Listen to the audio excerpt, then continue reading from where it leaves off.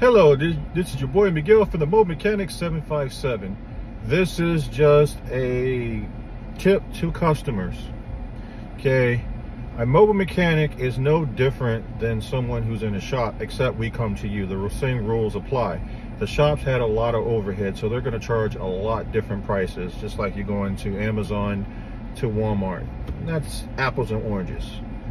You buy a TV at Walmart and you get mad because you see it somewhere on Target. Go buy it at Target. Do what you have to do. So I had a customer that I've done some work for, and they wanted me to put in a compressor, and they wanted to know my price. Putting it in a compressor is not the right thing to do. I asked the young lady, are you going to do a diagnostic?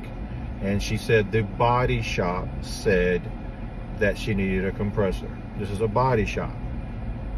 I have done numerous jobs that it could just need Freon. If it was at a body shop, the system is opened, so it could just need Freon. Need a vacuum and Freon. I don't know, but she wanted me to put in a compressor, and then her family member interjected saying that I was taking advantage of her. That is far from the truth.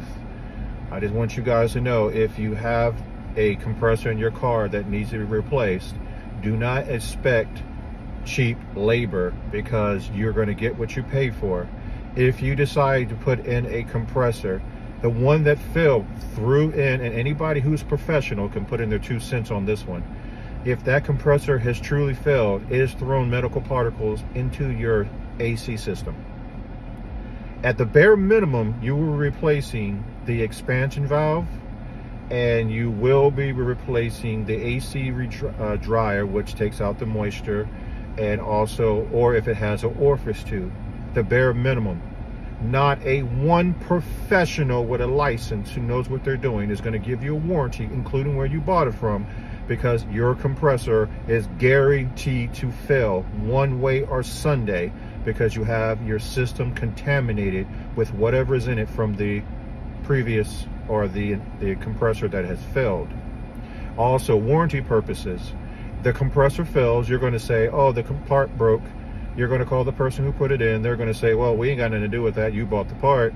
And actually, then you're going to call the people where you got it from. They're going to say, did you replace this? And do you have a receipt of the orifice tube, or the receiver and dryer, and the expansion? That is just the basic minimums you must do. And the same thing goes inside of a house. If your compressor fails, your Freon and everything else is contaminated too. You're going to have to evacuate that system. You're going to have to do it correctly.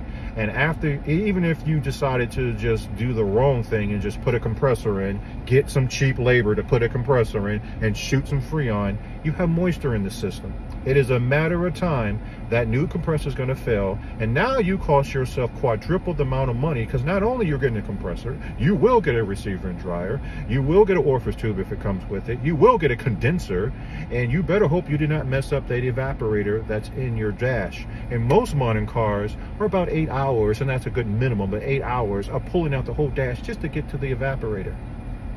The customer and her family member said that I was just charging her too much. She found somebody who was only going to do it for $300. You're going to get what you pay for. Enjoy that mobile mechanic.